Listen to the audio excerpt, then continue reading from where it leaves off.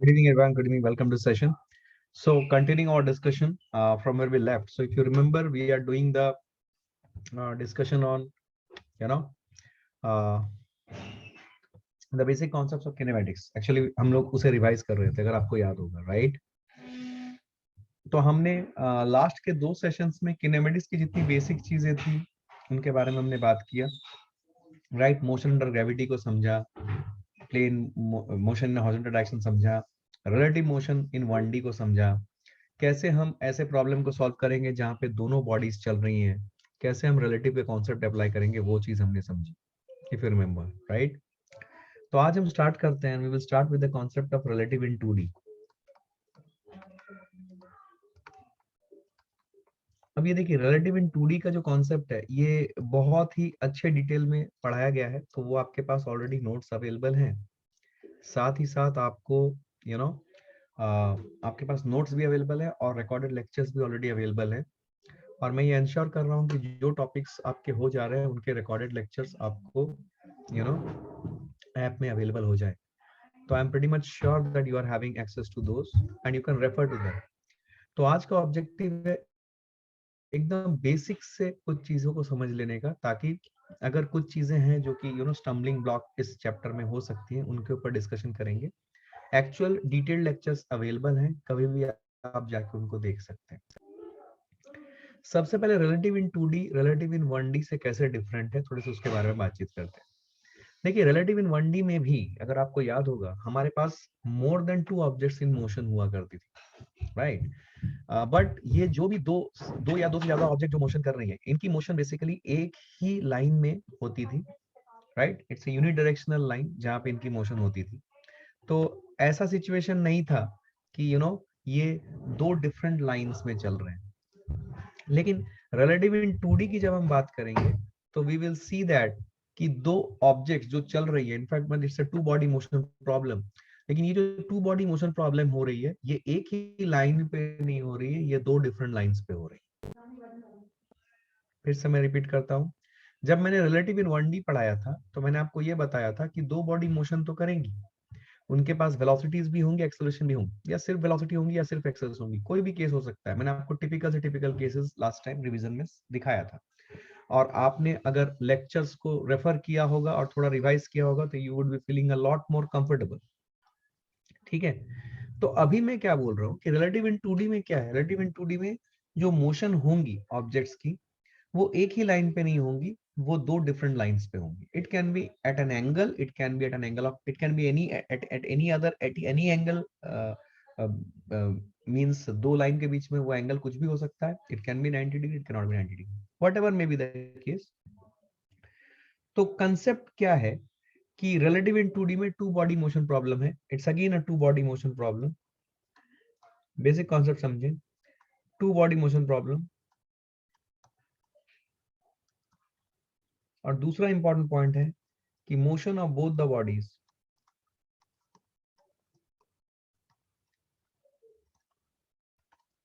not taking place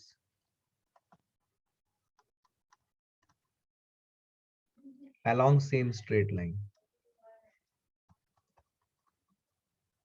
अगर along same straight line हो तो क्या, तो फिर वो relative in 2D नहीं होगा, वो relative in 1D हो जाएगा। ठीक है? so that is what is the basic understanding which we need to have। ठीक है? अब रिलेटिव इन 2D में जो कैटेगरी ऑफ प्रॉब्लम्स अगर आप देखोगे, हमने बहुत वैरायटी ऑफ प्रॉब्लम्स इसमें देखे हैं। हमने रेन मैन के कैटेगरी देखे हैं, हमने ट्रॉली मैन के कैटेगरी देखे हैं, हमने रिवर बोट का कैटेगरी देखा है, हमने प्लेन विंड का कैटेगरी देखा है, राइट? तो ये सब मेजर कैटेगरीज हैं जिनके ऊपर क्वेश्चंस बनते हैं when we are talking about relative in 2D। ठीक है? तो हमें एकदम क्लियर कट आइडिया होना चाहिए कि ये सब कुछ मेजर वेराइटीज हैं। तो हम जब भी प्रैक्टिस कर रहे हो, जब भी रिवाइज कर रहे हो, तो ये मेजर वेराइटीज को हमें एक बार कवर करनी चाहिए। ठीक है? तो let's start our discussion with one of the varieties which is called rain man. बहुत बेसिक वेराइटी है, इसमें I am pretty much sure कि आपको एक अच्छे खासे लेवल तक एक क्लैरिटी है ऑलरेडी। जस्ट मैं रिवाइज कर रहा हूं ताकि आपका अगर कुछ मिसकंसेप्शन है तो वो क्लियर हो। रेन मैन में इट्स अगेन 2 पर्सन्स या 2 ऑब्जेक्ट्स मूविंग प्रॉब्लम है। तो इसमें एक ऑब्जेक्ट ऑब्वियसली है रेन, जिसकी कुछ एक मोशन है, और दूसरा है मैन, जिसकी अगेन कुछ मोशन है। ठीक है, तो अगर हम बेसिक समझें यहाँ पे, तो बेसिकली ये रेन ड्रॉप्स हैं और यहाँ पे पर्सन है। ठीक है, सो रेन है, रेन ड्रॉप्स है और मैन है। अगर सपोज मैं बोलता हूं कि ये मैन रेस्ट पे है, समझते हैं ये मैन रेस्ट पे है, तो अगर रेन ड्रॉप वर्टिकली गिर रहा है ऐसे, तो अगर इस मैन को अपने आप को प्रोटेक्ट करना है तो उसको अपना छाता इस टाइप से रखना पड़ेगा। ठीक है, ये रुका हुआ है, मैन इज एट रेस्ट और रेन ऐसे गिर रही है, तो छतरी ऐसे रखनी पड़ेगी। दूसरा बेसिक केस देखिए, ये हम सबको समझ में आ रहा है, आई एम प्रीटी मच श्योर कि आपको समझ में आया मैंने जो बोला अभी, राइट। दूसरा केस हम ये देख रहे हैं कि मान लीजिए जो रेन ड्रॉप्स है वो ऐसे एंगल में गिर रही है। अब सवाल ये आता है कि ऐसे एंगल में रेन कैसे गिर सकती है। अब रेन रेन जो गिरती है वो हमेशा वर्टिकली गिरती है अर्थ सरफेस के ऊपर। अब अगर रेन ड्रॉप्स टिल्ट हो रही हैं तो उसको टिल्ट करने की जिम्मेदारी किसकी होती है, विंड की। तो अगर विंड बह रही है तो रेन ड्रॉप्स टिल्ट हो सकते हैं। ठीक है, आपने ये पक्का फील किया होगा कि जब रेन होता है और विंड भी साथ साथ बहती है तो रेन ड्रॉप्स टिल्टेड आते हैं। लेकिन अगर कोई विंड नहीं है, एकदम सिर्फ रेन गिर रही है, तो वो वर्टिकली गिरती है। ये आपने पक्का फील किया होगा। ठीक है, तो मान लीजिए ये पर्सन अगेन रेस्ट पे है और रेन ड्रॉप ऐसा कुछ एंगल बना के आ रही है उसके पास। तो अगर इसको बचना है तो इसको क्या करना पड़ेगा, इसको अपनी छतरी इस रेन ड्रॉप जिस डायरेक्शन में गिर रही है उसके पैरेलल डायरेक्शन में अपनी छतरी रखनी पड़ेगी, इस तरीके से कुछ। I hope you are understanding this, to protect himself और हरसेल्फ फ्रॉम रेन। क्या ये क्लियर है सबको? पर्सन रुका हुआ है, क्या हो रहा है, आई hope you have understood it, right. Clear है? सिचुएशन में कॉम्प्लिकेशन तब बिल्ड होते हैं जब रेन भी गिर रही है और पर्सन भी चल रहा है, तब सिचुएशंस में कॉम्प्लिकेशन बिल्डअप होते हैं। तो क्या होता है when complications build up in situation? So complications build or builds up in situation where both man and raindrops have motion। मतलब दोनों जब चल रहे हो तब कॉम्प्लिकेशंस बिल्डअप होते हैं। आई hope you have understood this. अब हम थोड़ा सा इसको फील करते हैं, क्या बोलना चाहते हैं सर आप। चलिए देखते हैं। सपोज मैं बोलूं कि रेन ड्रॉप्स है, रेन ड्रॉप्स मान लो ऐसे गिर रही हैं, और ये है अपना पर्सन। अब ये पर्सन जो है वो इस डायरेक्शन में चल रहा है। ठीक है, ये है आपका रेन ड्रॉप का direction of motion. So this is rain drop जो होती है, ये velocity of rain drop with respect to ground होता है। रेन ड्रॉप की वेलोसिटी हमेशा ग्राउंड के रिस्पेक्ट में डिफाइन होती है। ठीक, तो this is velocity of rain drop with respect to ground. मैंने यहाँ पे कुछ लिखा है, क्या आपको ये समझ में आया? VRG का मतलब क्या है? So this means what? This means its velocity of raindrop with respect to ground. Velocity of raindrop with respect to ground. Just दूसरे एंड पे अटेंटिव रहें गाइस, मैं आपको देख नहीं पा रहा हूँ, क्लास में मैं आपको देख लेता हूँ, सो आई अंडरस्टैंड कि क्या चल रहा है आपके दिमाग में। At least I can read out a lot. अभी मैं देख नहीं पा रहा हूँ, तो आप सिर्फ एब्जॉर्ब करें and be very attentive to what I am saying, you will learn it. ठीक है, okay. So velocity of rain drop, this velocity of rain drop with respect to ground. तो रेन ड्रॉप की velocity हमेशा ground के respect में define होती है। अब सपोज ये पर्सन ऐसे चल रहा है, सो आई विल से जो भी इसकी वेलोसिटी है, this is the velocity of man with respect to ground. ठीक है, अब इस पर्सन को रेन ड्रॉप एक पर्टिकुलर डायरेक्शन में आती हुई नजर आएंगी, एक पर्टिकुलर वेलोसिटी से आती हुई नजर आएंगी। मैं ऐसा क्यों बोल रहा हूं, आप फील करो जो प्रीवियस वाला डायग्राम था। अगर पर्सन रेस्ट में था तो जो भी velocity of rain drop with respect to ground थी वही velocity of rain drop person को आती हुई नजर आ रही है अपनी तरफ। मतलब velocity of rain drop with respect to ground and velocity of rain drop as perceived by the man, both are same. तो जो velocity of rain drop with respect to ground की मैग्नीट्यूड और डायरेक्शन है, the same is the velocity of rain drop as perceived by the man who is at rest. क्या मेरी बात समझ में आई है? Who is at rest. Clear? पक्का? ओके। लेकिन जब ये दोनों चलने लगे तब सिचुएशन में कॉम्प्लिकेशन बिल्डअप होती है, वो हम समझ रहे हैं। अब देखते हैं कि कॉम्प्लिकेशन कैसे बिल्डअप हो रही है। जब अब इस मैन की कुछ वेलोसिटी है, अब अगर इसको मैं पूछूं कि बताओ तुमको रेन ड्रॉप क्या परसीव हो रहा है, तुमको रेन ड्रॉप क्या वेलोसिटी से तुमको हिट कर रही है। जब मैं वेलोसिटी बोल रहा हूं तो मैं magnitude of velocity and its direction दोनों के बारे में जानना चाहता हूं, राइट? सो जब ये रिक्वायरमेंट है, so what is happening now is कि इसको सॉल्व कैसे किया जाए। Means I am interested in knowing this thing, what is the velocity of rain drop with respect to man, ये मुझे चाहिए। तो ये निकालने के लिए मैं क्या करूं, व्हाट टू बी डन। तो अगर मैं सोचूं कि मान लो मैं ये सिचुएशन को देख रहा हूं, ये मैन है, मैन भी चल रहा है और रेन ड्रॉप भी गिर रही है। मैं सपोज इस सिचुएशन को यहां से देखूं, ये जो डॉट है ये सपोज मैं हूं, I am looking at this entire thing. तो is it a two body motion problem? Yes. ये दो बॉडी में कौन कौन से दो बॉडीज हैं, कौन कौन से? एक है रेन ड्रॉप और दूसरा है man. So I am having two bodies which are in motion, एक है रेन ड्रॉप, दूसरा है मैन। तो अभी हमें इन दोनों को सिंगल बॉडी, इस प्रॉब्लम को सिंगल बॉडी मोशन प्रॉब्लम में बदलना है, जैसे हम रिलेटिव इन 1D में करते थे। तो हम क्या करेंगे, इस ऑब्जर्वर को यहां से उठा के शिफ्ट कर देंगे, कहां पे? On the man who is moving along the road. जैसे हम ये करेंगे, हमने क्या सीखा है, जहां पे भी ऑब्जर्वर को हम शिफ्ट करें, क्या उसे कंप्लीट रेस्ट पे लाना पड़ता है? हाँ। तो इसे कंप्लीट रेस्ट पे अगर लाएंगे क्या इसको इस डायरेक्शन में वेलोसिटी देंगे, which is velocity of man with respect to ground but in opposite direction। Same velocity हमें इसको भी देनी पड़ेगी, क्योंकि जो ट्रीटमेंट हमने इसको दिया है to bring it to complete rest, same treatment needs to be repeated with each and every other particle of the universe. तो जब हम ये करेंगे तो हमारा सिचुएशन कुछ ऐसे कन्वर्ट हो जाएगा, यहां से ये सिचुएशन में कुछ इस तरीके से बदलाव आएगा। ये जो हमारा ऑब्जर्वर था, अब ये कंप्लीट रेस्ट पे आ जाएगा। और ये जो रेन ड्रॉप है, अब समझो, ये रेन ड्रॉप की एक वेलोसिटी है नीचे की तरफ, which is velocity of raindrop with respect to ground, और दूसरी वेलोसिटी है इस तरफ, which is velocity of man with respect to ground। अब अगर मैं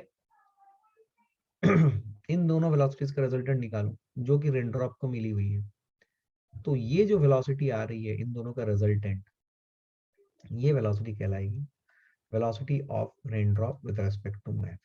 मतलब रेन ड्रॉप इस डायरेक्शन में जाती हुई नजर आएंगी, किसको?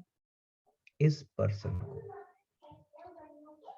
इस पर्सन को या ऑब्जर्वर को, इस पर्सन को भी और ऑब्जर्वर को भी, बिकॉज ऑब्जर्वर इसी पे बैठा हुआ है, यहाँ पे ऑब्जर्वर है अपना। तो ऑब्जर्वर को रेन ड्रॉप ऐसे जाती हुई नजर आ रही है। तो अगर ऑब्जर्वर को रेन ड्रॉप ऐसे जाती हुई नजर आ रही है, तो अगर इस पर्सन को अकॉर्डिंग टू द ऑब्जर्वर अगर रेन ड्रॉप से बचना है या रेन से बचना है, तो उसको अपनी छतरी रखनी पड़ेगी इस डायरेक्शन में। एक लाइन खींचो which is parallel to the direction of velocity, और अपनी छतरी ऐसे रखो।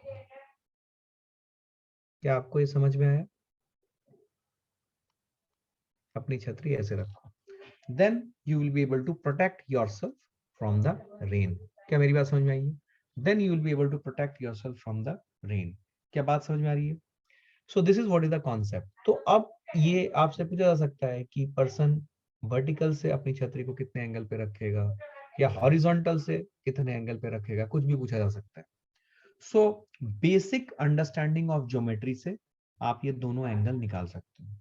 जैसे कि यहाँ पे अगर आप देखोगे, ये पूरा चीज अगर आपको फील आ गई है, आप देखोगे कि ये जो लाइन है जो मैंने ऐसे वर्टिकल खींचा है, जिसके अलोंग रेन ड्रॉप डायरेक्टेड था, वेलोसिटी ऑफ रेन ड्रॉप जो एक्चुअली वर्टिकली गिर रही थी, बट इस पर्सन को ये टिल्टेड नजर आ रही है।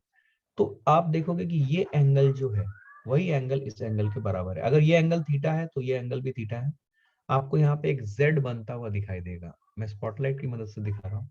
Are you seeing a Z here? Look at this very carefully. You are seeing a Z here, right? और इस Z में ये वाला आर्म और ये वाला आर्म आपस में पैरेलल है। And is it acting like a transversal? Yes. So it is acting like a transversal. ये एंगल थीटा और ये एंगल थीटा। मैं बहुत धीरे धीरे बता रहा हूँ, कॉन्सेप्चुअली क्लियर हो जाओ, बिकॉज मैथ्स आपको करना है। क्या बात समझ में आ रही है? So we are understanding what you are trying to say sir, right? तो ये है। अब अगर हॉरिजॉन्टल से एंगल पूछ ले तो हॉरिजॉन्टल से एंगल हो जाएगा ये कितना, this will be pi by 2 minus theta. So ये बेसिक एसेंस है रेनमैन प्रॉब्लम का। तो रेनमैन प्रॉब्लम में क्या होगा, कॉन्सेप्ट समझो। सवाल हम बहुत ज्यादा बनाने में इंटरेस्टेड नहीं है, हमें बेसिक कॉन्सेप्ट क्लैरिटी चाहिए, जो कि हम मिस कर रहे हैं, शायद इसीलिए हम सवाल नहीं बना पा रहे हैं। तो रेनमैन प्रॉब्लम में हमारा टारगेट क्या है? हमारा टारगेट है कि हमें रेन से बचना है। हम इधर रोड पे चले जा रहे हैं और रेन गिर रही है, या फिर हम रोड पे खड़े हैं और रेन गिर रही है। तो कोई भी केस हो, आपको सबसे पहले देखना है क्या ये टू बॉडी मोशन प्रॉब्लम है। अगर टू बॉडी मोशन प्रॉब्लम है तो सिंगल बॉडी मोशन प्रॉब्लम में बदलना है।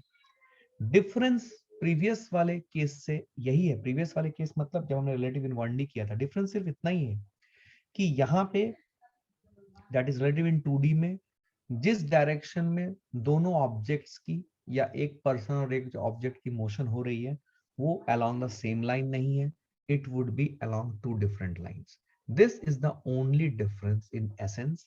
रेस्ट ऑल कॉन्सेप्ट वही रहेगा जो आपने रिलेटिव इन 1D में पढ़ा था। दैट इज आपको टू बॉडी मोशन प्रॉब्लम को सिंगल बॉडी मोशन प्रॉब्लम में बदलना है। उसके बाद की जो मैथ्स है, क्या आप ये समझ पाए? अब देखो, ये जो एंगल थीटा है, ये एंगल थीटा हम कहां से निकालेंगे? How to find out this angle theta? Anyone?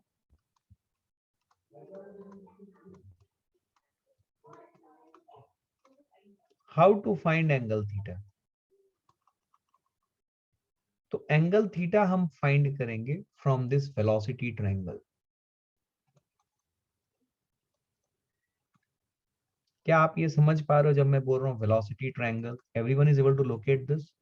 From the velocity triangle we will be able to find out what? We will be able to find out angle theta. तो velocity triangle क्या आप ये समझ पा रहे हो? मैं velocity triangle आपको बना के यहाँ पे दिखा रहा हूँ। देखिए, ये एक, मैंने ये वेक्टर ट्रायंगल को स्केलर ट्रायंगल में बदल दिया। इसकी मैग्नीट्यूड है velocity of rain with respect to ground.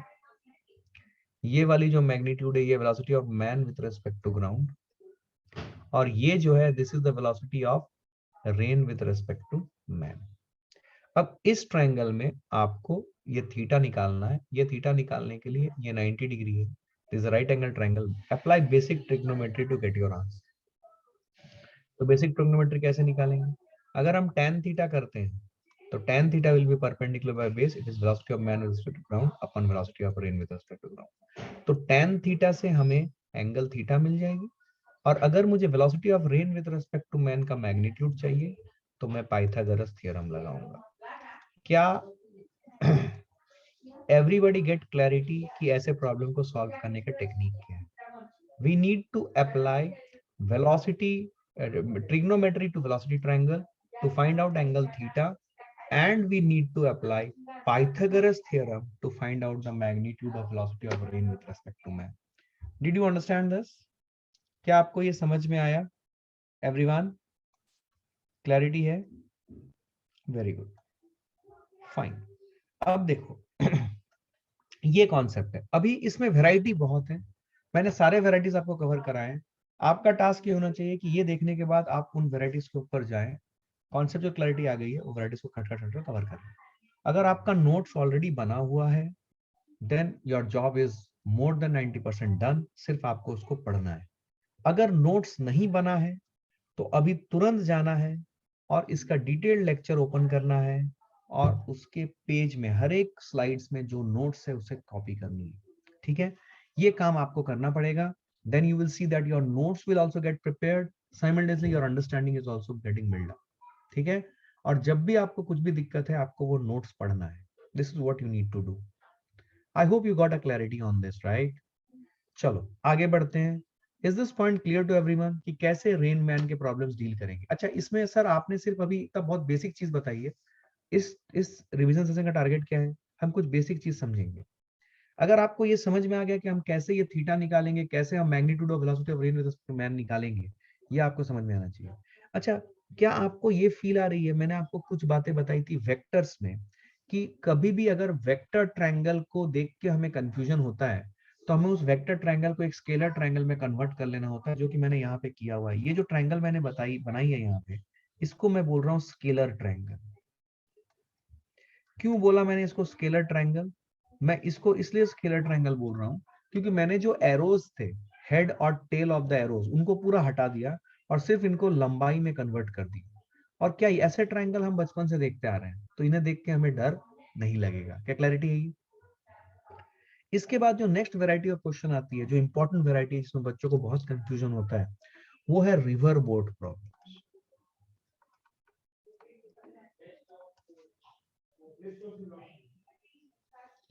ठीक है, रिवर बोट प्रॉब्लम्स। अब रिवर बोट प्रॉब्लम में सबसे बड़ा इशू क्या होता है बच्चे को? रिवर बोट प्रॉब्लम में सबसे बड़ा इशू ये होता है कि बच्चा क्वेश्चन पढ़ने के बाद, ठीक है, ओके, बच्चा क्वेश्चन पढ़ने के बाद ये डिसाइड नहीं कर पाता है कि कौन सा इंफॉर्मेशन जो क्वेश्चन में प्रोवाइडेड है वो क्या पर्टिकुलर वेलोसिटी को रेफर कर रहा है। तो रिवर बोट प्रॉब्लम में मैं आपको पहली बात समझाता हूं, समझेंगे ध्यान से आप। सपोज ये आपकी रिवर है एंड लेट अस से रिवर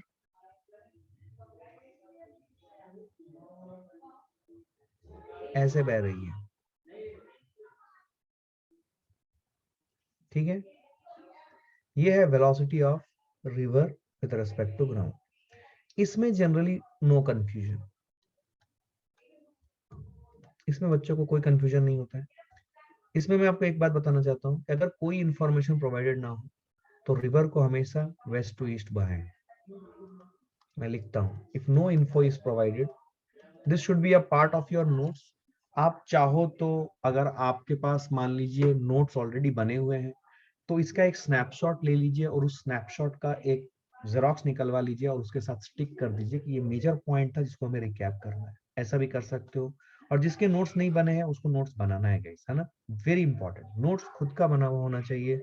और मैं आपको बार बार ये बातें बोलता हूँ क्योंकि इसी से फायदा होता है। तो velocity of river with respect ground, no confusion is there, इसमें बच्चों को कोई कंफ्यूजन नहीं होता है। If no information is provided related to direction of river flow, then if no info is provided related to direction of river flow, then take its direction from west to east, ठीक है, then take its direction from west to east। तो generally इसमें कोई दिक्कत नहीं होती। अब क्या होता है कि एक पर्सन स्विम करने की कोशिश कर रहा है या फिर एक boatman tries to row his boat, तो जिस डायरेक्शन में वो स्विम करना चाहेगा या बोटमैन रो करना चाहेगा, ठीक है, ये होता है velocity of boatman with respect to river, और it is velocity of swimmer with respect to river. तो ये समझना जरूरी है, ये इंपॉर्टेंट, यहीं यहीं से कंफ्यूजन स्टार्ट होता है। तो ये velocity of boat women with respect to river, velocity of swimmer with respect to river, इसको आइडेंटिफाई करें कैसे करें? इसके लिए कुछ कीवर्ड्स मैंने आपको समझाया था। अगर आप अपने नोट्स देखोगे तो आपको वो कीवर्ड्स नजर आएंगे। मैं फिर से आपके लिए वो कीवर्ड्स लिखता हूं। अगर ऐसा स्टेटमेंट हो, अ boatman tries to row his boat at angle 37 degree to the width of river, ठीक है, in northwest direction, ठीक है। या फिर इसको ऐसे भी लिखा जा सकता है, अ boatman tries to row his boat at angle of 127 degree to river flow। तो कभी भी ऐसे स्टेटमेंट अगर आए, a boatman tries to row his boat at so and so angle to the width of the river or at so and so angle to the direction of river flow, तो ये जो statement है, ये statement क्या refer करता है? ये VBR represent करता है। वीबीआर मतलब velocity of the boat with respect to river. या फिर बोटमैन की जगह पे अगर स्विमर रख दें, swimmer tries to swim at so and so angle with so and so velocity. तो डिपेंडिंग अपन की क्या प्रोवाइडेड है, लेकिन ऐसा स्टेटमेंट अगर कभी आपको मिल गया, boatman tries to row his at suppose velocity of 20 metre per second at an angle of 37 degree to the width of the river, तो आप समझ जाइए कि ये वीबीआर है। आप समझ जाइए कि ये वीबीआर है। क्या बात समझ में आई है? सिमिलरली बोटमैन की जगह पे अगर स्विमर आ गया तो हम क्या बोलेंगे? Swimmer tries to row his swimmer tries to swim with a speed of 10 metre per second at an angle of 37 degree to the width of the river. तो समझ जाइए कि ये वीएसआर है, मतलब velocity of swimmer with respect to river. क्या बात समझ में आ गई? नेक्स्ट जो है वो है इंजन स्पीड ऑफ बोट। ये टिपिकल चीजें हैं, ये आपको याद रखनी है। Engine speed of boat is suppose मैं बोलूं 20 किलोमीटर पर आवर, तो ये इंजन स्पीड ऑफ बोट क्या है? ये वीबीआर है। इंजन स्पीड ऑफ बोट क्या है? ये वीबीआर है। इंजन स्पीड ऑफ बोट बोलेंगे या फिर रॉ स्पीड ऑफ स्विमर। ये बहुत इंपॉर्टेंट डिस्कशन है। सपोज इफ आई से raw speed of swimmer is 20 kilometre per our, तो हमें समझ जाना है कि दिस इज वीएसआर। ठीक है। नेक्स्ट थर्ड पॉइंट क्या हो जाएगा? इंजन स्पीड ऑफ बोट एक होगा speed of boat in still water या speed of swimmer in still water. Suppose if I say speed of boat in still water is 20 kilometre per our, तो आपको ये समझ जाना है कि ये क्या है? ये वीबीआर है। Similarly speed of a person और speed of a swimmer in lake या speed of a swimmer in swimming pool, तो वो भी क्या है? वीएसआर है। तो ये जो तीन कीवर्ड्स हैं, स्टेटमेंट्स, ये आपको बताएगा कि जो इंफॉर्मेशन प्रोवाइडेड है वो वीबीआर या वीएसआर है। ठीक है। तो ये कीवर्ड्स हमें देखना है क्वेश्चन में। तो अगर क्वेश्चन में हम आइडेंटिफाई कर पा रहे हैं कीवर्ड, तो ऑटोमेटिकली हम बोल देंगे कि ये मेरा क्या है? वीबीआर है या वीएसआर है। क्या क्लैरिटी है? समझे आप? और तीसरा जो होता है वो होता है इन दोनों का कॉम्बिनेशन। तो इन दोनों का कॉम्बिनेशन कैसे लिखेंगे? हमें रिलेटिव का कॉन्सेप्ट पता है, तो मैं यहाँ पे कुछ लिख रहा हूँ। क्या मैं लिखूंगा? Velocity of boat with respect to river plus velocity of river with respect to ground. मैं वेक्टर फॉर्म में लिखूंगा इसमें। क्या ये देगा मुझे velocity of boat with respect to ground? क्या बात समझ में आई? तो इन दोनों को जब हम जोड़ेंगे तो हमें क्या मिलेगा? हमें मिलेगा velocity of boat with respect to ground. क्या मेरी बात समझ में आई है एवरीवन? अंडरस्टूड? तो इन दोनों को जोड़ेंगे तो ये दोनों हमें क्लियर होना चाहिए, तभी हमें velocity of boat with respect to ground मिलेगी। समझ में आई बात? ये हमारी अंडरस्टैंडिंग। तो तो this is what is the essence of river boat. अगर मैं बोलूं, यही आपको समझना है रिवर बोट में, कि एक होता है velocity of river with two ground, जो कि जो वाटर की फ्लो है वो है बेसिकली, या करंट की जो फ्लो है, वाटर करंट की जो फ्लो है। दूसरा है velocity of boat with river. ये हमें वेरी क्लियरली समझ में आना चाहिए कि ये क्या चीज है। कैसे हम आइडेंटिफाई करेंगे क्वेश्चन को पढ़ने के बाद कि जो इंफॉर्मेशन दी गई है वो वीवीआर है, ठीक है, या नहीं है?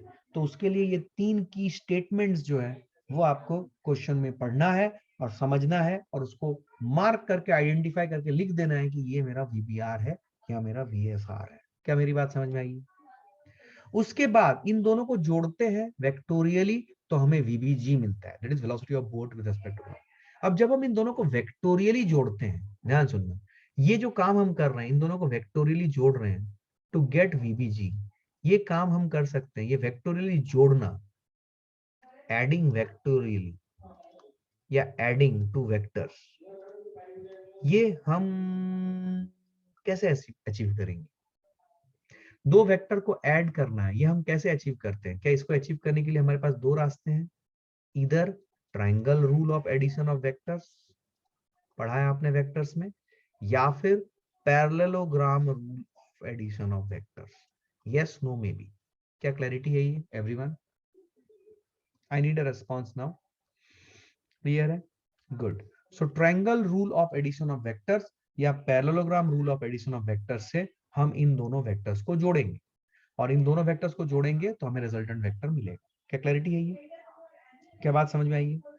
तो ये हमारा बेसिक फंडा है कि हमें VRG की क्लैरिटी होनी चाहिए। VRG जनरली उसमें कोई कंफ्यूजन नहीं होता, पक्का पता रहेगा। सपोज आपको बोल दिया कि एक रिवर फ्लो कर रही है 10 किलोमीटर पर आवर की स्पीड से, और डायरेक्शन के बारे में कुछ भी नहीं बोला है, तो आप क्या लोगे डायरेक्शन? मैंने वहां पे बोल दिया 10 किलोमीटर पर आवर VRG की मैग्नीट्यूड है, वेलोसिटी वेक्टर की of river with respect to ground की मैग्नीट्यूड है, और उसकी डायरेक्शन क्या लेंगे? West to east always.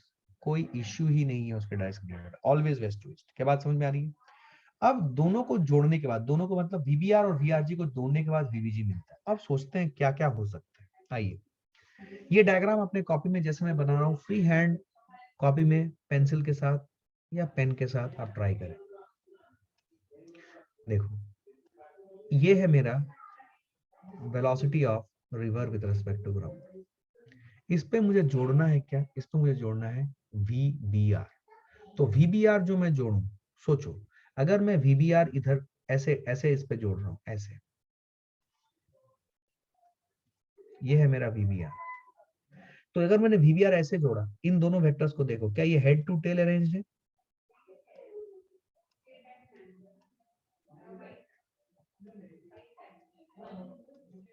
क्या ये हेड टू टेल अरेंज है ना? तो इन दोनों को अगर हम जोड़ेंगे तो इनका जो रिजल्टेंट होगा from triangle rule, is it this? और ये क्या है? ये है वेलोसिटी ऑफ,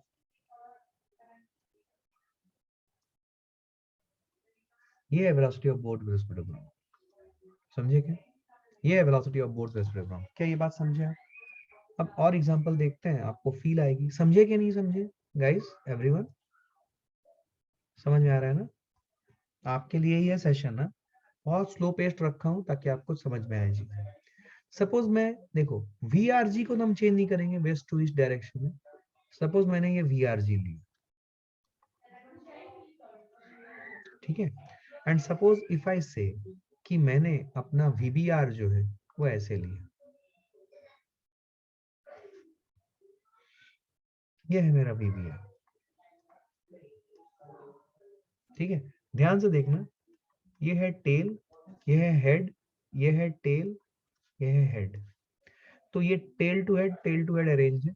क्या जिस तरीके से ये अरेंज्ड है, तो इसको एक क्लोज्ड पॉलीगॉन बनाना है, इसका रिजल्टेंट निकालना है इन दोनों वेक्टर का।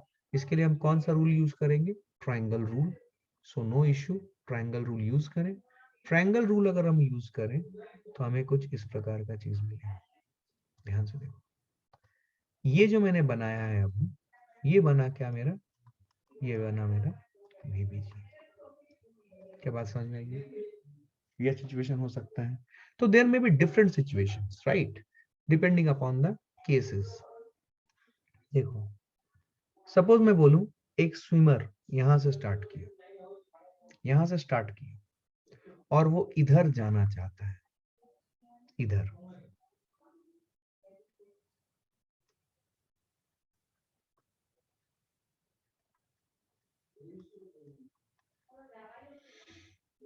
इधर जाना चाहता है। अ बोटमैन या swimmer tries to swim in this direction with so and so speed, with so and so angle.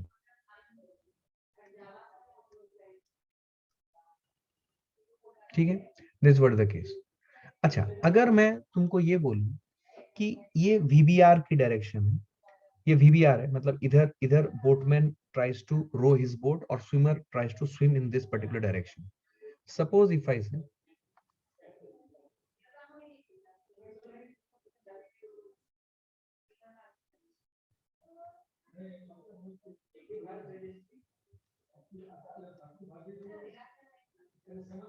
Eight an angle 37 degree, suppose, हाँ सब लोग पार्टिसिपेट करें, 37 डिग्री अपने कॉपी में बनाए हैं इसे। ठीक है, अब मैं ये बोल रहा हूँ कि सपोज मेरा velocity of river with ground ऐसा है, मैं इसको अरेंज किया यहाँ पे, देखो यहाँ पे मैंने इसको अरेंज किया कि velocity of river with respect to ground is always horizontal parallel to the banks of the river. ये बैंक्स ऑफ द रिवर है कि velocity of river to ground will always be parallel to the banks of the river. क्योंकि बहुत से बच्चे मेरे को ऐसे क्वेश्चन आया है, सर आप हमेशा ऐसा क्यों बना रहे हो velocity of the river to ground, क्योंकि रिवर की फ्लो हमेशा बैंक्स के पैरेलल होती है ना, तो इसलिए जो बैंक बनाया मैंने रिवर बैंक्स, एक इस साइड में एक इस साइड में, उसके पैरेलल मैंने इसको रखा। सपोज मैंने इसको यहाँ पे रखा, suppose this is my velocity of river to ground, समझना प्लीज, ऐसे बनाया मैंने, और ऐसा velocity of river to ground का मैग्नीट्यूड है और वीबीआर की मैग्नीट्यूड और डायरेक्शन है कि जो रिजल्टेंट आया वो रिजल्टेंट कुछ इस प्रकार आया, फील करना।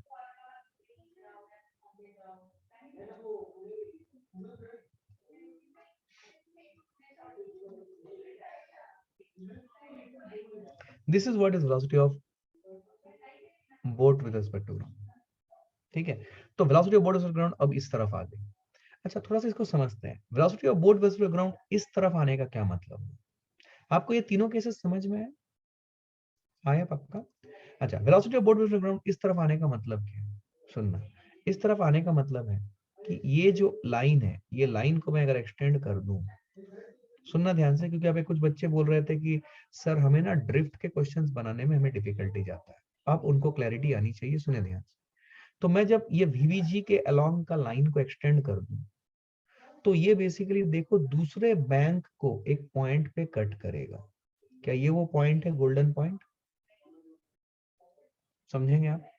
ठीक है, तो जहां से आपने स्टार्ट किया था, ये आपका वीबीआर का डायरेक्शन है, वहां से आप एक लाइन खींचिए perpendicular to this bank of the river, तो वो दूसरे बैंक को हिट कर रहा है इस पॉइंट पे। Let me mark this as point A and let me mark this as point A dash. तो ये जो ए और ए डैश के बीच की दूरी है, इसको हम लोग क्या बोलते हैं? इसको हम लोग बोलते हैं ड्रिफ्ट। समझेंगे? इसको हम लोग बोलते हैं ड्रिफ्ट। मतलब जहां से आप स्टार्ट हुए और जहां पे आप पहुंचे on the opposite bank of the river, अगर ये दोनों पॉइंट्स, ये जो परपेंडिकुलर आपने ड्रॉ किया है, perpendicular to both the banks of the river, अगर उसके ऊपर ना आए या उस पॉइंट, उस लाइन पे ना आए जहां पे ये पहुंच रहा है, तो ये ड्रिफ्ट कहलाता है। ये डिस्टेंस नहीं आया समझ? एक सेकेंड होल्ड करना, समझ में आएगा। सपोज आप यहां से स्टार्ट कर रहे हो, सबसे पहले आप एक लाइन बना दो, कॉन्सेप्ट समझना, बेसिक ज्योमेट्री है, लाइन बना दो। क्या ये दूसरे एंड का जो छोर हुआ, दूसरे एंड का जो पॉइंट हुआ, क्या ये पॉइंट हुआ? इसको बोलो ए सपोज। अगर आप यहां से स्टार्ट किए, इस कैसे भी डायरेक्शन में स्टार्ट करो, लेकिन आप पहुंच जाओ दूसरे एंड में पॉइंट ए पे, तो आपकी ड्रिफ्ट जीरो होगी, जो कि यहां हो रहा है। दिख रहा है आपको? इस थर्ड केस में दिख रहा है आपको? यहाँ पे आपने जिस पॉइंट से स्टार्ट किया, वहां पे आपने एक लाइन खींची which is perpendicular to both the banks of the river. समझे आप? ये दो बैंक्स ऑफ द रिवर है, आपने मान लो यहाँ से स्टार्ट की, यहाँ से आपने एक परपेंडिकुलर खींचा which is perpendicular to both the banks of the river, because both the banks are parallel straight lines. तो अगर आप इस बैंक के ऊपर एक परपेंडिकुलर खींचते हो, तो दूसरे बैंक के ऊपर भी परपेंडिकुलर होगा, because something we understand the concept of co-interior angles, याद है? Co-interior angles adds up to 180 degree, that basic math। ठीक है, क्लियर है ये? समझ में आई बात? ठीक है, हाँ समझ में आई बात? ओके, तो यहाँ पे अगर आप कैसे भी चलो, अगर आप जिस पॉइंट से स्टार्ट किए उसके ऑपोजिट एंड पे पहुंच जाते हो, तो ड्रिफ्ट जीरो है। लेकिन अगर आप नहीं पहुंच पाते हो, तो कुछ ना कुछ ड्रिफ्ट है। समझे क्या? कुछ ना कुछ ड्रिफ्ट है। अब कब होगा ड्रिफ्ट, ये मैं थोड़ा सा और डिटेल में आपको थोड़ा सा समझाऊंगा आपको, लेकिन क्या ये बेसिक बात समझ में आई? क्या ये तीन केसेस समझ में आए? वैसे इसके बहुत सारे केसेस हो सकते हैं, डिपेंडिंग अपन कि कैसे आप जा रहे हो, अकॉर्डिंगली आपका ड्रिफ्ट की समझ में आ रहा है। अब देखो, अब यहाँ से कुछ कॉन्सेप्ट समझ में आना चाहिए आपको कि आप कैसे चलोगे कि आपकी ड्रिफ्ट मिनिमम हो। सपोज ऐसा कोई पूछा गया है, कैसे चलना चाहिए आपको कि आपकी ड्रिफ्ट मिनिमम, समझना। देखो, इसमें कोई डाउट नहीं है कि आपकी जो रिवर फ्लो की डायरेक्शन है वो इस तरफ, सपोज आपने इस पॉइंट से स्टार्ट किया, आप यहां से एक परपेंडिकुलर खींचे तो ये दूसरे बैंक के ऊपर भी परपेंडिकुलर होगा, तो this is the point. So your aim is to reach at this point when you start from this point. अब डिपेंडिंग अपन कि आप यहां पहुंच पा रहे हो नहीं पहुंच पा रहे हो, that will decide your drift. ठीक है, अब सुनो ध्यान से. सपोज मैं ऐसे चलूं, अगर मैं ऐसे चलूं और रिवर की स्पीड जो है वो इस तरफ है, तो ऑब्वियस सी बात है कि मैं बेटा सबसे ज्यादा ड्रिफ्ट करके कहीं पे यहां पहुंचूंगा. यस और no?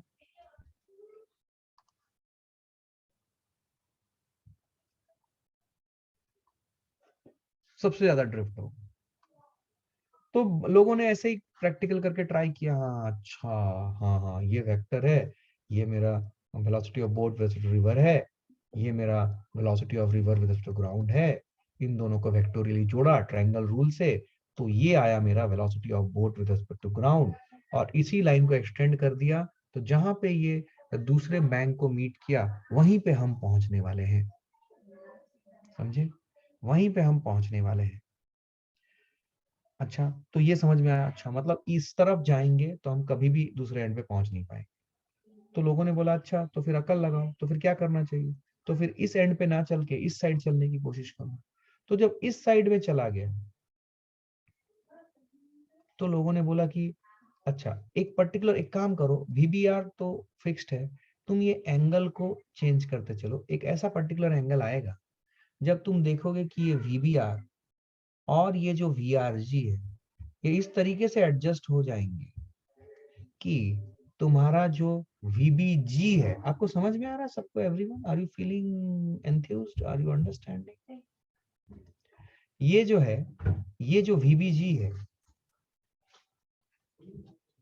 this will be along the line joining the point from where you started and just the bang opposite point on the other side of the bank or other side of the river.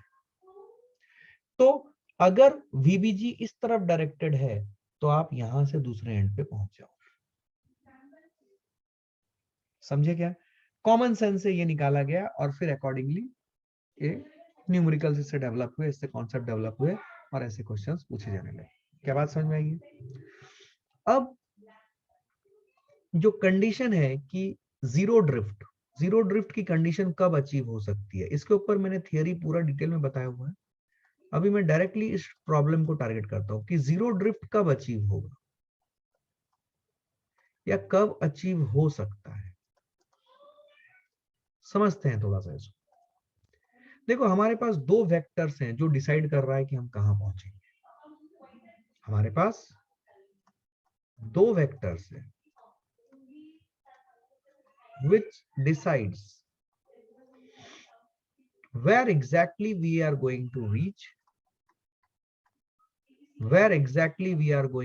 Guys, this is a revision session, so you will get complete analysis and everything else in recorded lectures which is in deep details. But ये revision session है तो मैं इसमें कुछ चीजें जो बच्चों को बेसिकली डाउट रहती है उन्हीं के ऊपर बात कर रहा हूँ. ठीक है, अगर आपको डिटेल में इसको देखना है तो मेरे रिकॉर्डेड लेक्चर्स देखो, आपको सब समझ में आएगा. ठीक है, पूरे डिटेल में है. तो we have two vectors which decides where exactly we are you know going, or where exactly we are reaching on the other bank of the river.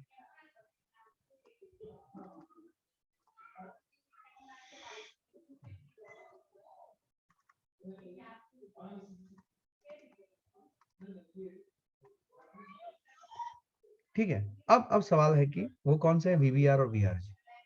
चलिए मैं एक केस लेता हूं कि सपोज मैं बोलता हूं कि VBR की मैग्नीट्यूड ग्रेटर देन VRG है. एक केस ये हो सकता है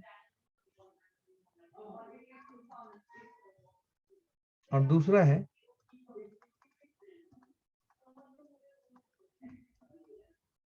VBR लेस देन VRG. यही दो केस बन सकते हैं. लेट्स सी कि क्या होगा यहाँ पे अगर VBR ग्रेटर देन VRG. अगर VBR ग्रेटर देन VRG है, आपको खुद इसका डायनामिक्स समझ में आ जाएगा. ध्यान से देखना, मैं ये केस आपके सामने बना रहा हूं. मैंने ये लाइन खींच दी, मैं यहाँ से स्टार्ट कर रहा हूँ, ये है bank opposite point on the other bank of the river. Suppose मैं बोलता हूँ कि मैं ऐसे चला, कि मैंने यहाँ पे भी इस डायरेक्शन में चला था तो मैं इधर पहुंच ही नहीं पाया, तो मुझे पता है कि मैं इस डायरेक्शन में चलूंगा, हाँ स्पॉटलाइट की मदद से दिखा रहा हूँ, मैं इस डायरेक्शन में चलूंगा तभी चांसेस है कि मैं यहाँ पहुंच पाऊँ, इधर जाऊंगा तो कभी नहीं पहुंच सकता, मैं तो दूर ही जाता, मुझे इधर चलना है तभी मैं यहाँ पहुंच सकता हूँ। क्या ये बेसिक बात, कॉमन सेंसिकल बात समझ में आई? इसके अंदर कोई फिजिक्स नहीं है, कॉमन सेंसिकल है।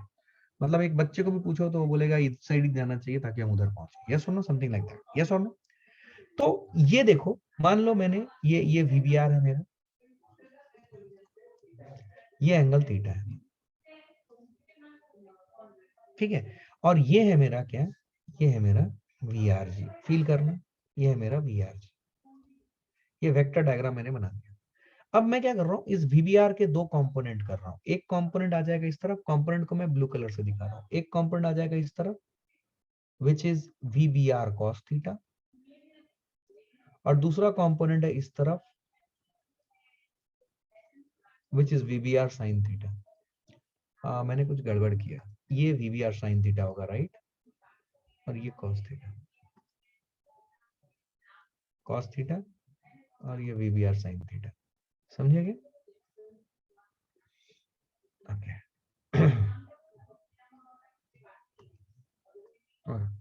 सो ध्यान से, ये वीबीआर साइन थीटा और ये VBR cos theta, I hope you got it right. Okay, अब सुने ध्यान से, ये वीबीआर कॉस थीटा और ये वीबीआर साइन थीटा है, और ये जो पार्ट है वीआर जी। अब देखो, क्या हमने अलाउबल मूवमेंट सीखा है, अलाउबल मूवमेंट, हाँ, तो क्या इस वीआर जी को उठा के हम अलाउबल मूवमेंट के तहत, क्या इसको उठा के मैं यहां पे पुट कर सकता हूं?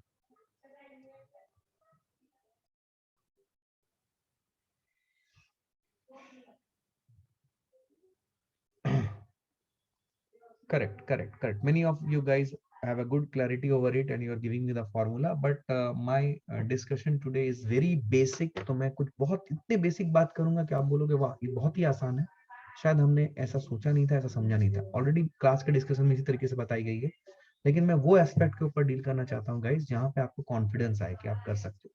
क्या मैंने आपको अलाउबल मूवमेंट सिखाया था? तो क्या जो वीआरजी जो ऊपर बना हुआ है, यहाँ पे स्पॉटलाइट की मदद से दिखा रहा हूँ, सब लोग फील करें, जो वीआरजी मैंने यहाँ बनाया था गाइस, क्या मैं इस वीआरजी को यहाँ से उठा के यहाँ पे पुट कर सकता हूँ जहां पे ग्रीन कलर के एरो से मैंने दिखाया है? This is allowable movement, right? क्या मैं ये काम कर सकता हूँ? बिल्कुल कर सकते हैं सर। अब ये वीबीआर साइन थीटा और वीआरजी को ध्यान से देखो, क्या ये पॉसिबल है कि वीबीआर साइन थीटा वीआरजी के बराबर हो?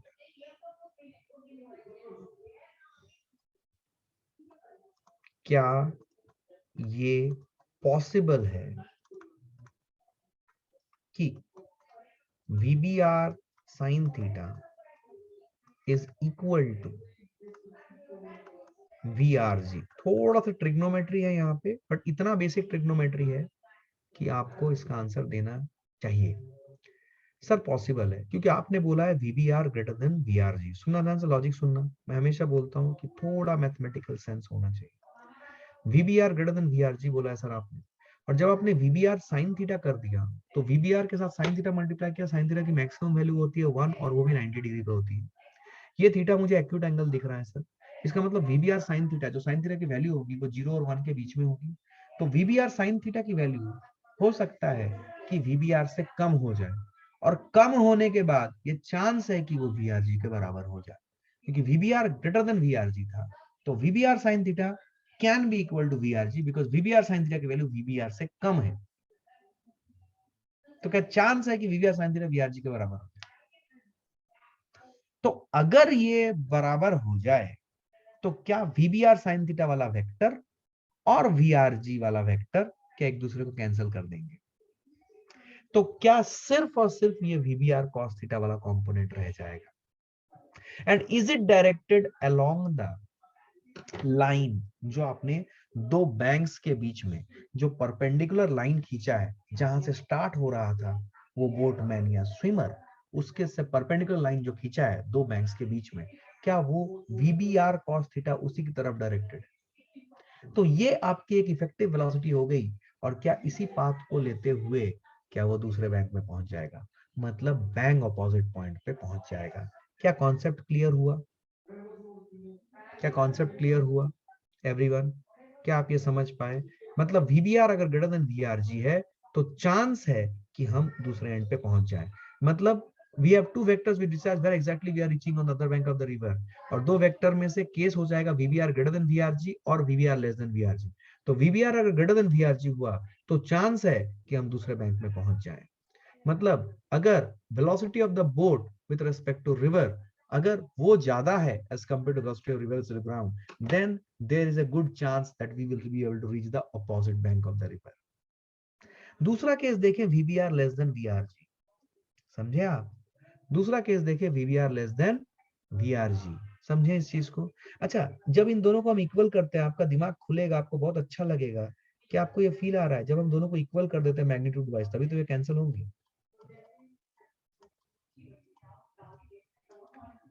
क्या sine theta is equal to VRG by VBR हो गया?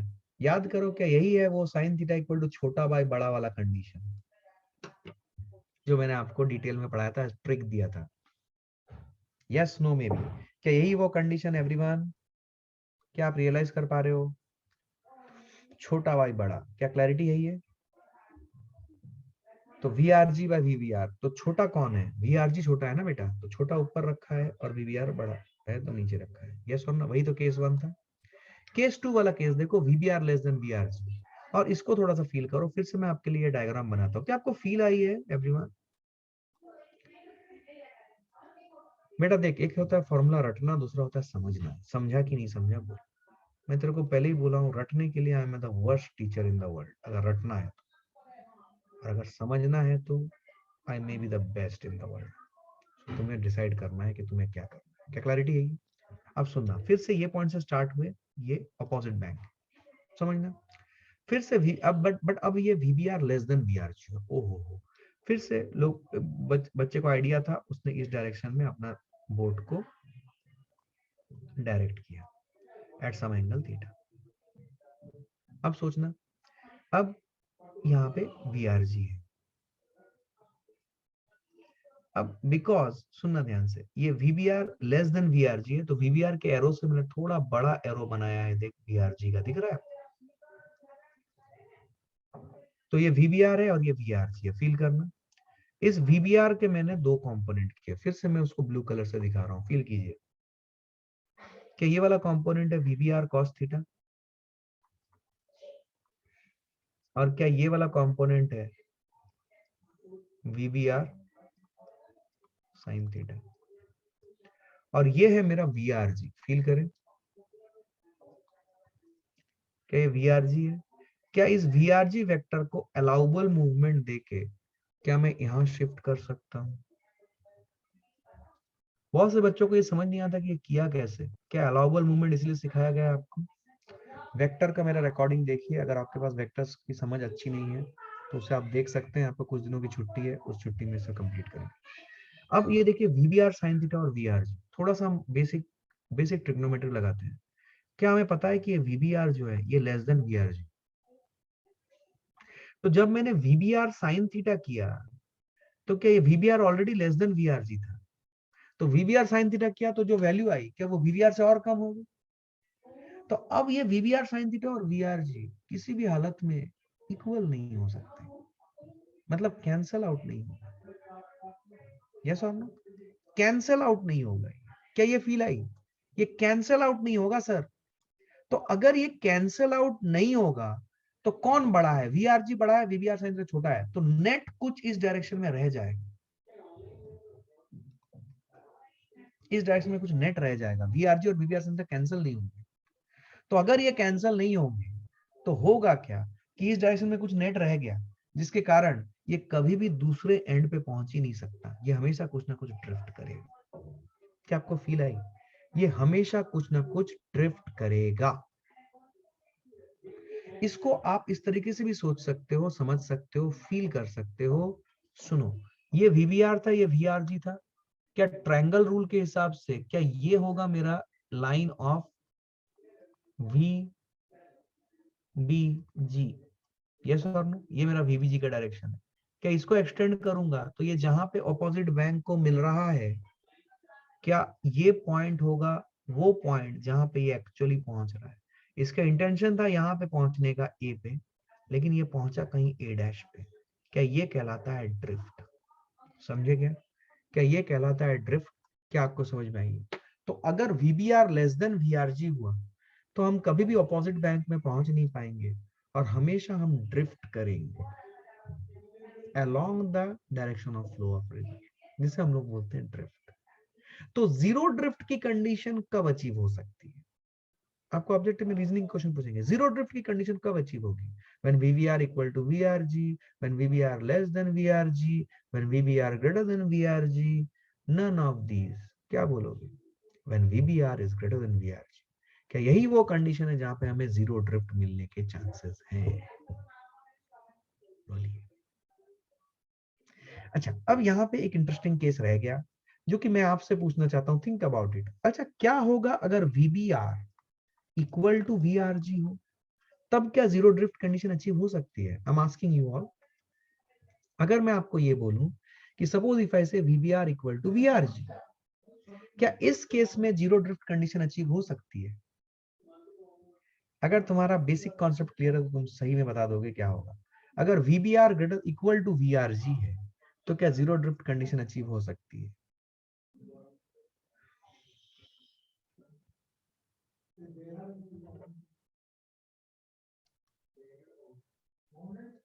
सोचो सोचो सोचो। देख, तूने वीबीआर इधर लिया, कुछ एक एंगल पे जाएगा तो वीबीआर कॉस थीटा होगा, वीबीआर साइन थीटा होगा। अगर वीबीआर वीआरजी के बराबर है तो वीबीआर साइन थीटा करेगा तो वो वीबीआर से छोटा हो जाएगा, तो कभी भी वीआरजी नहीं होगा। तो तुम्हारा कुछ ना कुछ ड्रिफ्ट होगा। क्या ये फील कर पाए सब लोग? क्या ये समझ पाए एवरीवन?